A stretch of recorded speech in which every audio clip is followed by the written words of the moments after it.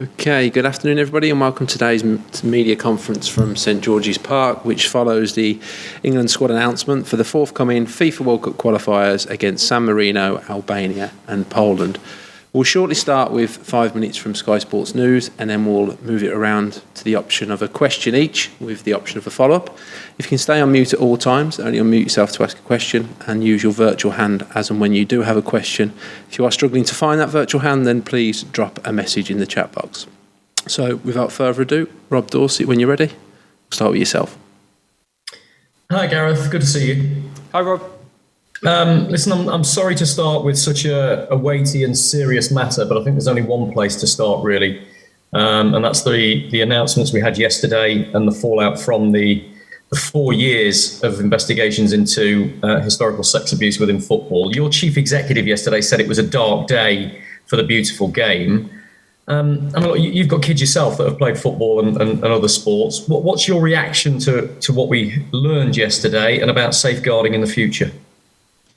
Well, firstly, no need to apologise for asking the question, Rob. I think it's, of course, a hugely serious area. And first and foremost, my thoughts go to the lads that were brave in coming forward some while ago now and standing up and bringing this case even more to light than it was. I think, as was stated yesterday, everybody's got to reflect on a period of history where things were different and were done differently and not with the level of care that every child that plays sport deserves. So I think there was recognition of errors that have been made in the past, which was important to acknowledge.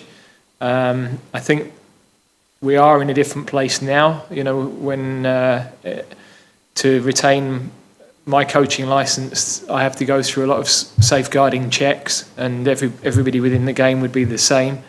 But we must never be complacent about that area because, unfortunately, events or activities that involve children sometimes attract the wrong sort of people, and we've got to make sure that not only our game but society is safe for our young people.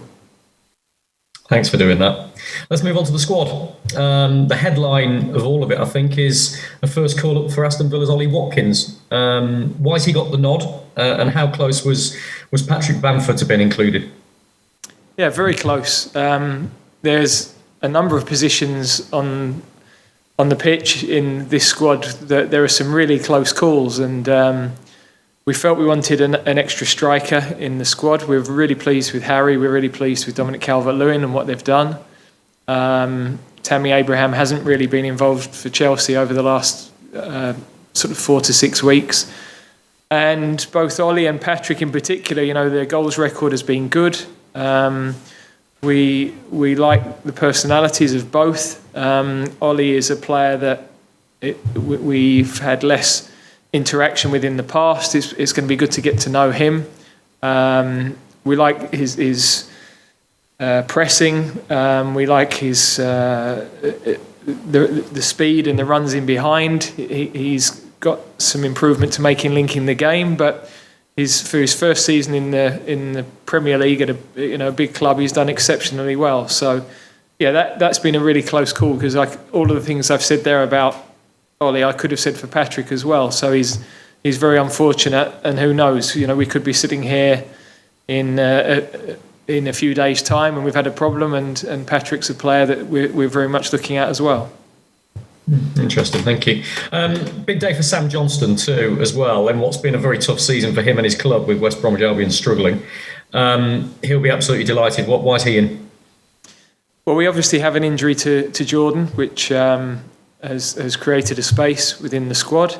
Again, I think Carl Darlow has had a very good season with Newcastle. He's probably found himself out of the team at just the wrong time, really, in many regards. But Sam Johnston, in a team who've had a difficult season, has kept a very good level of performance. He's comfortable in possession as well as keeping the ball out of his net, which is important for us. And he's somebody we worked with briefly with the under-21s, so we know a little bit about him. And yeah, I think his recent performances in particular have been very good. So it's, as you say, a great opportunity for him. Some really notable recalls, Gareth. Jesse Lingard, Luke Shaw and John Stones, who haven't really been involved with you on average for the last couple of years or so. And I think perhaps most surprising of those, if you'd been thinking about this at Christmas, would be Jesse Lingard. He was nowhere near this squad back then. It's been a heck of a turnaround for him, hasn't it, in the last few months? Well, it has. I mean, there's never been any question in our mind about the quality of all three players. And all have had difficult times, really, mainly due to injury. Jesse, of the three, you'd have to say is a little bit more fortunate to be in. You know, I think Luke and John have performed over a period of time. We've got injuries in the attacking areas that have opened up an opportunity for Jesse. But I have to say his performances for West Ham have been excellent. His 4 goals in 6 games. We know he can perform at the level. We know he's been a really good member of our squad, both in terms of his general link-up play, but he's scored goals for England as well. So there's no doubting his quality. As I said, ideally, you'd be saying, you know, you need to do it for a little bit longer, but that's not been the option this time around. We've lost the likes of Jack Grealish, Jadon Sancho, and then 1 or 2 others that haven't been with us but have been performing well. Harvey Barnes, James Maddison. So there is a space there, and we trust Jesse, and we think he can play a big part in these 3 games. I've got to ask you about Jude Bellingham, because an awful lot has happened in the last few days, I think, with the changing rules in Germany. You've named him in the squad. Do you know what part he's going to be able to play yet? We don't. I mean, we've left him in the squad. At this moment in time, it looks as though we won't be able to take him. The quarantine rules in Germany look like they'll rule him out. But as we're seeing, those rules can change so quickly. And while we're still investigating what's possible, we wanted to name him in the squad. We've got a really good relationship with Dortmund, so no issues between us and the club. And I've explained to Jude that, you know, we're leaving him there, but we know it's looking doubtful at this moment in time, unfortunately for him, that he'll be able to join up. Last one from me. Jose Mourinho said yesterday that he hopes you and Harry Kane can find a compromise to protect the player. We've been here before, Gareth, and you know, in fairness, it's us that ask the questions to Jose, and he answers them. But he clearly doesn't want Harry to play 270 minutes in 7 days. He also said he doesn't want to tell you your job. So what are your thoughts on that? The same with Harry. I suspect there's a lot of other players in the squad. You're going to have to manage your resources a little bit. Yeah, it's really the whole season we've had to do that. You know, we've had these 3-game windows, and we want the players in the best possible condition to perform not only in game 1 but in game 3. So we've got to manage the load both in training and in the matches, and we try to do that for every player. I think in the autumn we had 8 games. I don't think anybody started more than 6, and you know, we played a couple of players a little bit more than we'd have liked perhaps in November, but we're talking about 20 minutes here or there, really. We're splitting hairs. So in the end, we've got to win matches. We've got to win 3 World Cup qualifiers, and I think all of the club managers understand that, and I have total empathy with their position as well. So, of course, we'll do what we can to manage all of the players.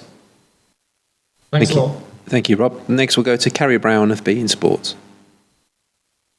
Hello, Gareth. I'd like to draw attention to Luke Shaw, who really dazzled us at Southampton as a young player. He's had to come back from some big injuries, but we can look at some of the big wins and the big performances, but I think notably for me was his performance at Crystal Palace when Manchester United weren't playing well. Real leadership, real grit to drive forward and defend. Where's that all come from? How impressed have you been by this regeneration of this player? Yeah, well, I think often we talk about coaches and managers and the impact on players, but in the end, you have to give players a lot of credit when they bounce back from disappointment, when they come back from difficult injuries, when they regain form. Very often that's been a lot of soul searching, a lot of hard work on the training pitch and adjustment in their preparation and their lives. And I think Luke and John in particular in this squad deserve huge credit for that. So in Luke's case, his defending's been on the front foot. I've liked it. He's not allowed his wingers to settle. He's been aggressive in his defending. He's shown great ambition in his attacking play, getting forward a lot more than he has been, playing a part in creating a lot more chances. We know he's got the quality to do that. So we're excited. He's earned his chance, and he deserves to be in. And with Jesse as well, all too often seen as a bit of a joker in the pack, but proving himself to be the ace up a sleeve. When you heard he was going on loan with David Moyes, or did you have any conversations with Jesse about that, or did you immediately know that this could be an opportunity for England, even in a small scale of time? Well, we weren't sure how it would work out, but we were able to certainly give Jesse a great reference in terms of our experiences with him, and we were just pleased that he was back playing football. I think it's one of those moves that's actually worked for everybody. You know, Manchester United have got a player that probably needed a change of scenery for a few weeks, few months to get back playing. West Ham have benefited from his performances, and Jesse's back playing at a really good level. So, you know, I can only reiterate that ideally you'd have seen that over a longer period of time. I can't dispute that. But we know he can play at the level. We know the quality he's got, and he's got a great opportunity now. Thank you, Carrie. Next we'll go to Rob Ellis of Perform. Hi, Gareth. You're coming up to your 50th game in charge of England during this window. What a significant achievement would that be for you at a personal level? Oh, it was my life's ambition to play for England, and to get to 50 caps as a sort of milestone was something I know not a huge number of people have been able to do. So, but in the end, you want to win things and have success. So, you know, I've been privileged to play in a European Championship and get to a semi-final. I've been privileged to manage and get to a World Cup semi-final, but we want to go further than that now. And whilst perhaps when I've finished, I'll look back on that with huge pride, my thoughts are around getting the points that get us as close to qualification as we can for Qatar. Some big countries didn't qualify for the last World Cup, Italy, Holland. So, you know, the process isn't straightforward. We've got to get these games right. Rob, next we'll go to the BBC's Alex Howell. Hi, Gareth. Hi there. Hi. No Trent Alexander-Arnold in the squad. Is that a fitness issue, or you've just gone with other options? Yeah, as I said earlier, there's some areas of the pitch where we've got incredible competition for places, and you know, Trent's very unfortunate. I don't think he's played at the level that he found in the last couple of years, but I think he's getting very close to that now. I think the last few weeks he's definitely taken steps in the right direction. It's simply that we think, you know, Reece James, Kieran Trippier have had exceptional seasons really with their clubs. Kyle Walker is in a great form with Manchester City. So, you know, we've got other players in the league who are also playing well in that position. Cash at Aston Villa, Ayling at Leeds. So it really is a position. We've got two very good right backs in the under-21s. It's a remarkable position of strength. What I said to Trent earlier today, you know, I've made that same call to Kyle and to Kieran in the past, and their response was a good one, and they, you know, took up the challenge and they found themselves back in the squad. And Trent is, of course, a super talent, and he'll, I'm certain, play a big part with England in the future. He misses out this time, but, you know, we could quite conceivably be sitting here before the summer and he's with us. And there's no Jordan Pickford because he misses out through injury, so a good opportunity for the other goalkeepers. But does it change the way you'd look to play with the defenders you have, or the keeper you'll pick?